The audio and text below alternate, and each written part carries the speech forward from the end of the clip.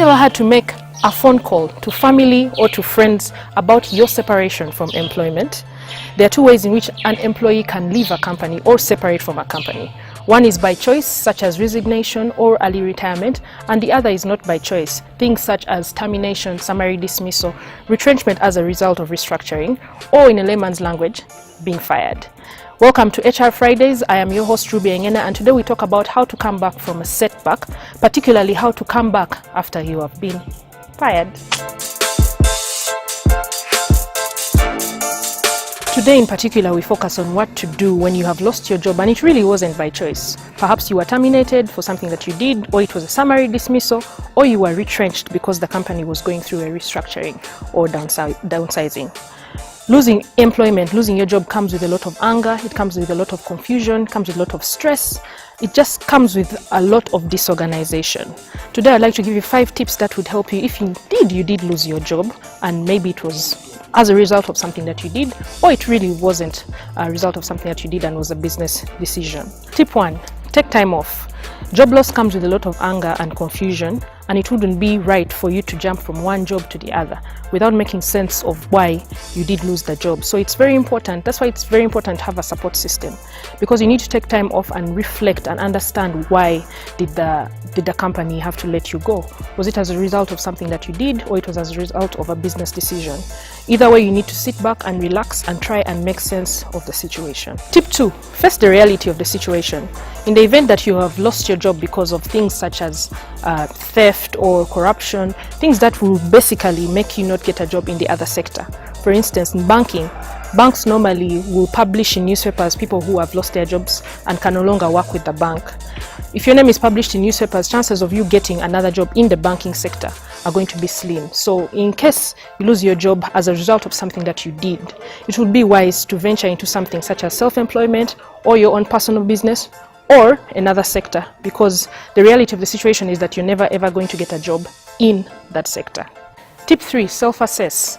Did you lose the job because of failure to adhere to the rules and regulations of the company? Did you lose the job because you were incompetent, or did you lose the job because you were, absconded from duty, or you broke the rules and regulations? It is important to go back and realize if it was your fault or it was just a business decision. Once you go back and self-assess, it makes you a better person. You do not want the cycle to repeat itself. So come the next job, you will most definitely be a better person. Tip 4, get back on the job hunt. It's not the end of the world, especially for those who have been downsized as a result of restructuring. Business decisions have to be made, and therefore they do not affect, you shouldn't take them personally. So get back on the job hunt, review your CV, make it better, and go out there and look for jobs again. However, if it isn't your will to go back into employment, venture into self-employment and business as well, whatever it takes to put some food on the table.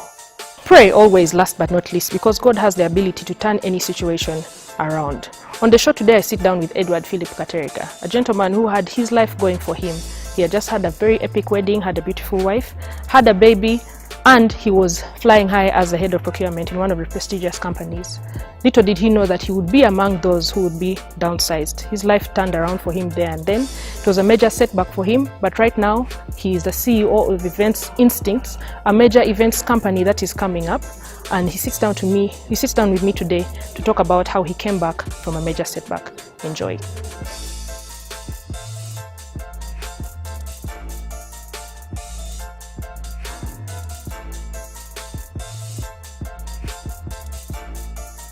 Edward, welcome to the show. Very excited to have you here on HR Fridays. For the past month, we've been talking about how to come back after a setback. And from somebody who knows your story, I'm humbled that you've decided to share it with everybody. So, looking at your story, I just want to know, you were at the time in your life where you just gotten married, had a beautiful wife, you had a beautiful baby who was a few months old, you had a very big job as a country procurement manager at a very esteemed company, and then it just turned around. Share with me about that. Well, it was like one day you wake up from everything being perfect, and then everything stops being perfect. And it's a blow, first of all, to you as a person, and to a guy who is married and supposed to provide for his family. It was a big blow to my male ego, I could say as well. But I can't describe it really in words, but it felt like you're sinking. At the same time, you're trying to reach out to these other friends you called friends to try and pull you up, and nobody seems to notice because you're always there for them and they think you're always fine. But this time, nobody tried to take a look and see, is Edward really fine after this happened? What exactly happened? Well, the company was going through a downsizing and I was retrenched as well. So there were a couple of us, but I was one of the top managers that got retrenched. But I didn't see that coming as well because the company I worked for, I was a relative as well. So I thought, in a way, you think, yeah, it's family business. This won't happen to you. Or if it was going to happen, at least they would call you aside and then give you a heads up that, this is what is going on. So prepare yourself. Maybe in a few months' time, this is what is going to happen. That didn't happen. So it came as a shock. But as you know, you just have to go through it. Yeah, I got some time when I was down, but I had a very nice wife who took care of me, encouraged me to look for other jobs. That's not the end of the world. And also what really helped me, I'm a prayerful person. And also at the back of my mind, I always have this thing where everything happens for a reason. Yeah. So I kept repeating that to myself. Everything happens for a reason. And I went through it like that. Edward, it's interesting that you say this was more of a family business, so you're a relative, and you got retrenched. Last month on HR Fridays, we spoke about the family and how it's that support system for you. If something bad happens at work or you're fired, you go back home to them and they will keep you. Yours is a different setting because your family are the ones who fired you. Just walk me through that and explain to me, where did you seek solace from? I know you're a man, you have a wife, you have a child, and the same people you should be running to for help are the ones who let you go. Well, there's a saying that if you got like 10 friends, not all of them will desert you. So I've got those few close friends that stuck by me through thick and thin, that I run to, that help me with money, that help me with advice, that help me with support, with comfort, that took me out to forget what I was going through. I've got my sister as well, and my other relatives that also took care of my wife, whatever she needed, whatever we wanted, basically, was, they told us, don't worry. And they kept also asking us maybe to pray, to fast. We did all that, and we still do. Yes. So, of course, there were some good days and there were some bad days. Yes. I want to focus a little bit on the bad days. Losing a job comes with a lot of anger, a lot of confusion, and it's a very, very major setback, especially losing a job at your level. So I just want to understand how you dealt with the fact that, you're a country procurement head and, your team was still there. Like, your team didn't lose the job, because ideally, if you're to downsize, there should be a consultation between you, the head, and saying, who in your team can you let go of? Okay. But if the head is the one that goes, how did you deal with the situation of knowing you're the quote-unquote laughing stock of the company? Well, I later found out that my team was part of my decision to be retrenched. And these are people I mentored, these are people I was taking care of. And because they wanted maybe a cheap popularity with the top managers, so they decided to say a bit of quacks here and there. But if you came to the books, to open the books for fact, how did I perform, my KPIs, all of them were all right. So it wasn't so much to do with me as a person or how I was performing, but it was more to do with maybe this person should go first and then they'll get my position. But after going through that, there's a time because I do a lot of reading, I found out I had sort of taken it personal, but then I stopped after getting some more information that, business decisions are not made in a personal way. Yes. So at the time, you feel it's personal, but after going through it, you find out, it's not personal. And they actually did me a favor, because after that, I'm not the same person I was then. I got better opportunities. I got to grow as a person. Yeah, so many nice things happened after that. Did you go back on the job hunt after this happened to you? Oh yes, I did. And in fact, I'm now a pro at any job application. If anybody wants a job, yes, I know what to say, I know how to apply, whatever you need to do when it comes to job application. I'm now a pro. So I did go back, yes, and applied for some jobs here and there. But the most frustrating thing is you have to sometimes take off your degrees and masters to match the job and then pretend you don't have this qualification because you want to get that. But all in all, having been said and done, nothing came up. We used to do interviews, first, second, third, and then on the fourth interview, someone tells you you're overqualified. Really, what were they waiting for to tell you the first or second stage? So when it comes to job hunting, I said I did go back into job hunting. I applied for a few jobs here and there. The frustrating bit is you have to be like a chameleon to get certain jobs in Uganda. Then again, as you know, you have to know somebody to get someone. You cannot just get a job on a merit. The ones that try to get on a merit, the ones that are telling you you're overqualified. Then you're like, they probably see you as a threat, one, or they can't afford you. Yeah, because maybe of your education, because I was not educated in Uganda for my higher degrees. So when they see you, you got UK degrees and all that, then yeah, can't afford this guy, or they see you as a threat.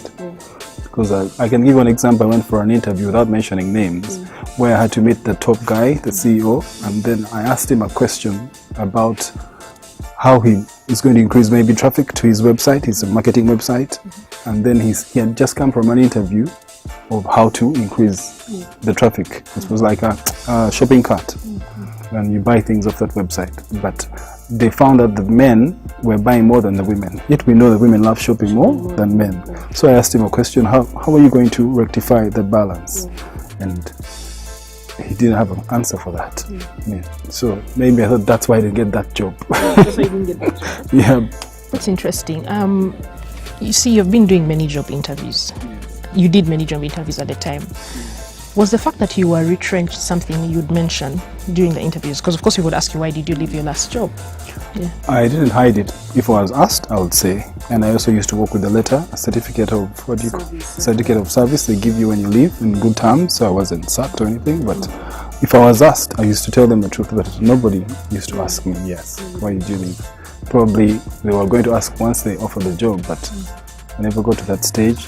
Well, some, as you know, you apply and you don't get any feedback at all. Okay, so Edward, at what point did you realize that employment is not for you? What point did you stop with that job hunting? Well, after trying so many times for almost 2 years, I just decided, you know what? Maybe God is trying to tell me to go through another direction. I remember speaking to you about it, and you say, you know what? Try something, and maybe you're not supposed to be employed, you're supposed to start your own business. And it was you who prompted me to think otherwise. Yeah? And I would like to thank you for that. So ever since you've mentioned that, I sat down and looked at my skills, my strengths, my weaknesses, what people say about me, and what I'm good at, what I'm not good at. And from that I found that I'm very good at organizing. And then I'm a perfectionist when it comes to maybe big occasions. So I thought about events. But when I look at events, everybody's doing events. How are you going to be unique about the events thing? So I looked into the events coordination part. So that's what I specialize in now. I got a company registered, Event Instincts. It's now about 9 months old, but we're still growing. And I got into events because of that. And also there was an example for my own wedding. It didn't go as I planned. I sat down with people, I told the committee this is how it's supposed to go. But Mr. Perfect Me, I was go there at the same time trying to see, look at that one hasn't done this right. So I said, if it's another person's chance, I would like it to go perfect. As they tell you this is what they want, the timing, the music. So I said, I could come in there and do events for them in a proper coordination, so they enjoy their day and they don't have to worry about the relatives. They live in charge and they get drunk at the end of the occasion and they drop their offices. So in this case, you come back from your setback because your company called Events Instincts. Just, I know you've given me a background of what it does, but just for the purposes of the viewership, tell me exactly, what does Events Instincts do? What do we need to come to you for? Yeah. Event Instincts is basically an event management consultancy. In case you have an occasion, and whether you've got the suppliers or not, we can help you recruit the suppliers, interview them for you. We can help you draft your budget and manage it. We can help you find whatever you need for a wedding, for a party, for maybe a birthday party, you want bouncy castles. We've got all the suppliers in hand. We've got a database, the people we work with that can help you. But it has also got a business side for people who would like to start what I started. And the challenges I went through, I would like to pass on my lessons they don't have to go through what I went through. Because if someone learns, they say you teach. So now I'm in a better position now to help anybody wishing to start a business. What to look out for, what to avoid. So it's more or less events planning. Do you actually get into the nitty-gritty of the event on the actual day, or you'll help me plan my budget, help me plan? Like, well, it depends on how much you're willing to give us. But we're more specialized on the day events. But of course, on the day, you need to collect all this information a few days for like guest list, who was reserved, RSVPs, who's coming, who's not, is the food enough, and all that. Then on the day, we help bring all those people together and make sure everybody works as a team to make the day successful. Your story is really quite interesting, and now I'm imagining if one of your relatives from the business had an event, would you do it? Business is business. Yes, I would. But I think you'd overcharge them. No, I wouldn't. But you do it. Yes. That's interesting. It shows a level of maturity and that we have to go past certain situations. Yes. I like what you said, that the retrenchment in companies is never really personal. Yes. It's, business is business. Business. Some of the things have to happen. Some of these business decisions are tough. But people deal with it differently. So I want you to speak to people who have had a major setback in the year 2018. This is a new year, you're probably entering the year depressed, you don't know where to start from. What would you say to somebody who's looking for a major comeback? The best advice I can give to someone who's trying to do a comeback in 2019 is, first of all, look at your circle. Your inner circle is going to determine your success or your failures. Because as we see, relationships are very important in everyday life. Starting with the family, your inner circle, immediate friends, and also all other people you meet along the way. Try and make sure they know who you are, they get to know you, and you never know when you're going to need them. But always have to be with good relationships around you as you network. The other most important thing is you have to be a very prayerful person. Well, personally, I'm a very prayerful person. I don't know if other people call it God or some supernatural something. You have to believe in something bigger than you. Otherwise you'll fall for anything. And when you do that, there's certain times where you're going through ups and downs and challenges. And because of that belief, that faith, that hope, you tend to have that peace, that whatever happens, things will be fine. That's how I know. That's the best advice I can give them. So Edward, conclusively, I'd want to hear your 2 cents about setbacks and comebacks. Particularly, I want to know what you would tell Edward then when he had just got his letter. And when he had just got his letter, what would you tell him? Now, what would you tell him? What I would tell Edward is relax. It's going to be fine. You're not the first one, you're not going to be the last one. Whatever emotion you go through life, someone has been there, someone has been through it. It will be fine. Take heart. Thank you very much, Edward, for sharing your story. I don't take it for granted, and I thank God that you're at this point in your life now, because I remember having this conversation with you 2 years ago, and it was different, but now you're on your way to the top. When you reach there, please book us seats, because we are coming as well. To the rest of the viewers, you heard it from Edward himself. Relax. Everything is going to be okay. See you next week. Remember, you are the CEO of you.